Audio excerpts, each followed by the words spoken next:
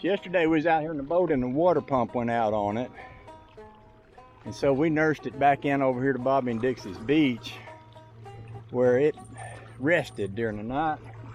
I cranked it up this morning, it cranked up and run fine, but I didn't see any water coming out of the PP hole on the back of the engine. So I brought this old motor. Some of y'all might remember I got this motor from somebody and they said it didn't work. And I went inside it and cleaned the contacts and got it working. What I'm attempting to do here is to get the boat back over to the park, which is a few miles around the bend here. Now, I have a high-powered battery on this. When I went to, I actually had a really good battery on here, and it got flooded. The boat sort of sank. It didn't sink enough, but it sank enough to get the whole battery underwater, and it sat that way during the storms for a few days. So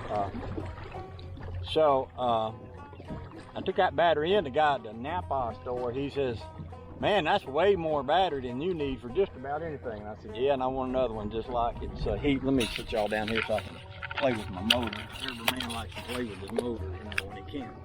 So I told the guy in the Napa store, I said, "Yeah, it's a big old battery. It's more than anybody needs, and that's why I want another one just like it." So he said, "Okay, your money, buddy. I got one. Just happen to have one. I only got one, but I got one." So he brung me what he had. And I'm wondering if I ought to lower this thing a little more because I'm spitting a lot of water. Let me sit y'all over here. But anyway, what was I saying? I was talking about how I'm going to try to nurse this all the way back over to the boat ramp. I guess I could cut this off while I do this here. And let's just see if we can lower this down. So I'm getting more water and less air. Can you go down some now? There you go.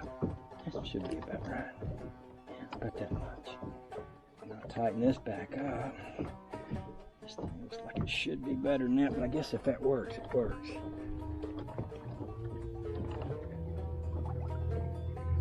There. See, now I'm getting more movement and less air kicking up. So we're doing like the Tom Sawyer if Tom Sawyer had a trolling motor. Got a long way to go, but we don't have short time to get there. We've actually got plenty of time to get there, so no reason. See, that way now when I put it on high, it don't just spit water out in the air. So what I'll do is I'll ride along, I'll stay close to the bank. If I should run out, I got a pretty good set of walking shoes. And I know there's a road up yonder somewhere, so I might have to hike through the woods to get to a road, but I'll stay kind of close to the bank for two reasons. One, the closer you are to the bank, the less the wind is going to bother you.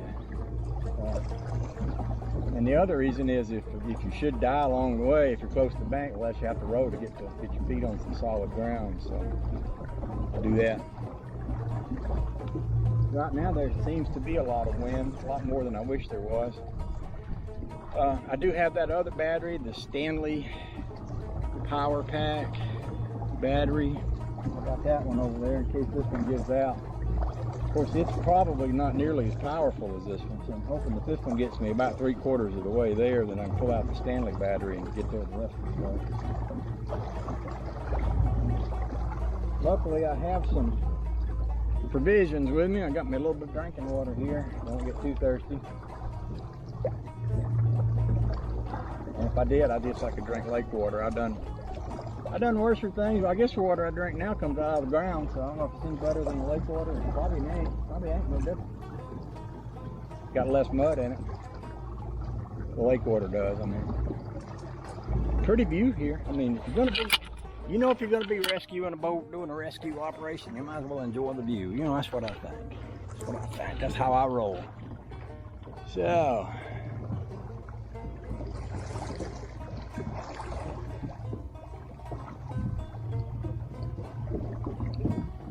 I guess it's a pretty good test of my new high voltage battery, too, and all.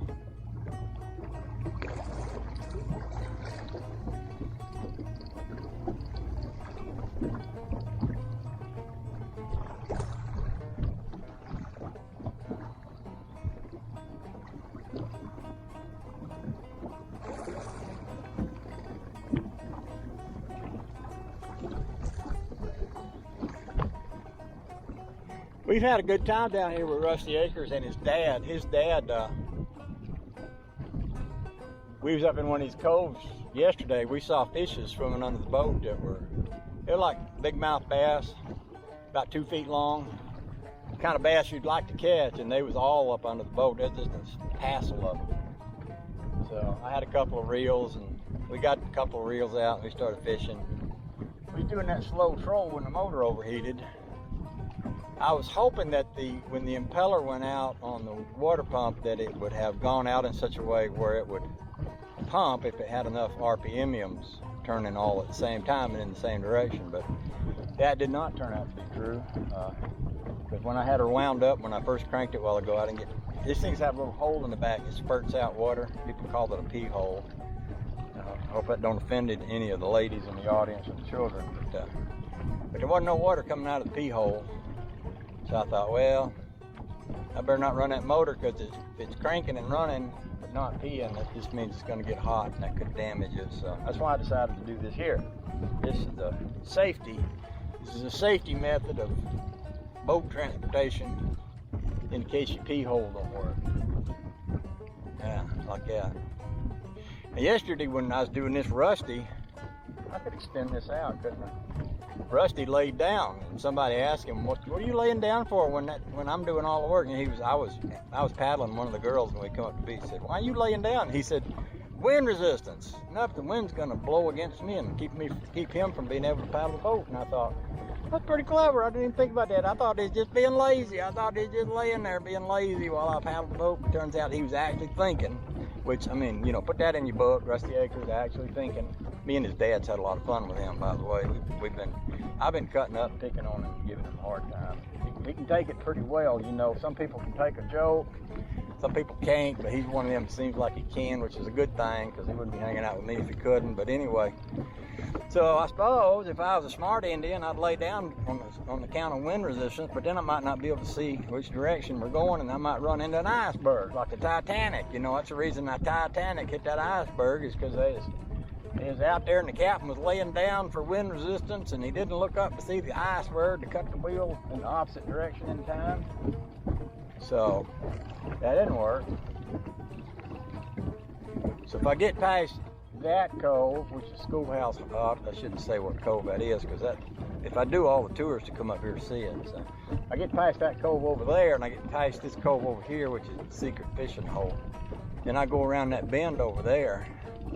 I will be in line with somebody's house that lives up in there, that if I do break down, I could probably hike up through the woods and get to a location. Of course, the other thing is if I had phone receptification, and that would help too.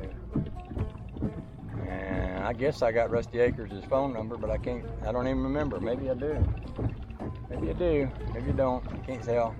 Anyway, my next point of reference is that point way up yonder. And when I get to that point way up yonder, I think I'll have one more of those buoys to go past in order to be almost to the point where you go around a bend. Once I go around the bend, I'll have the wind in my back.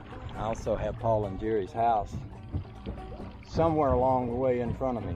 So here we are, just out here. I don't know if being closer to shore here would be a good idea or not.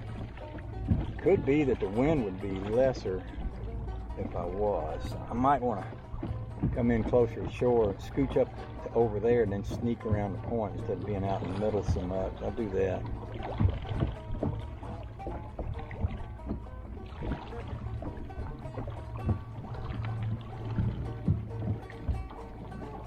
So we was at church the other day, and at our church, there's a 2x sitting over on the beach. I ought to go grab that thing. Things are expensive. I'll come back for it. I keep in mind that that's there. So the preacher they've been doing Vacation Bible School, and I don't watch Duck Commander or whatever that is, mostly because I don't watch TV, but they kind of use that for a theme, the whole Duck Commander. And the preacher was talking about a duck call, and about the duck call didn't work unless you breathe through it. And he was talking about how God made man and had man wasn't a person and alive and all until God breathed through it. And then after God breathed the life into people, then he wanted people to go out and breathe life into other people in order to help other people come alive. You know, there's a lot of truth in that. I mean, he was using the duck call as the metaphor for all that. But you know, it really is true. If you have a real relationship with God, it makes your life different. And a lot of people don't believe that, but it only took me about 60 years of living before I finally wrapped my brain around how that works. But once you do, it's so simple. It's kind of like Jimmy Buffett said in that song about that bear and the moonshine still. You know, it's so simple it plumb evaded me. And that's kind of the way the love of God was and is. It's so simple that it can plumb evade you. However, it's real, and it can change your life and it can make your life better. So he was talking about how we could all be duck calls, and we could call ducks. Well, call me.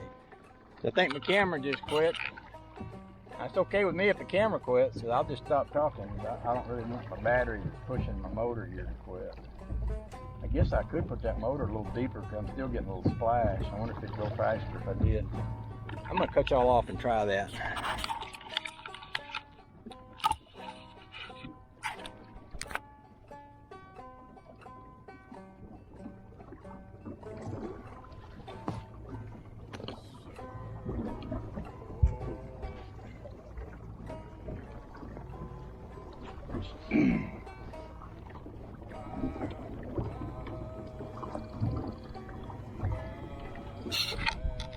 I was thinking about that piece of lumber I saw on the shore. You know, I could kayak around and tie a rope to that and kayak back home with it. I figure if I see a piece of lumber floating in the lake, I'm cleaning up the lake by picking it up because they want everything to stay natural in the water, see? So I'm not actually stealing. I'm helping to preserve the environment by cleaning up the trash out of the lake. And if there's a 4x6 in the lake, that thing will cost you nowadays $30-40 more or more to get from the big box lumber store. And if I can pick one up out of the lake and be helping the environment at the same time. Oh, I hope I didn't scare my friends. Oops. I just say oops. Didn't mean to do that.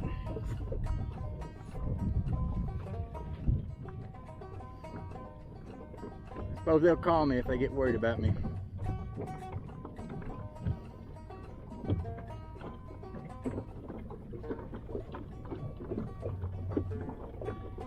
So, what was I saying? I don't remember. I'm gonna cut the camera off so I can stop talking. Love y'all.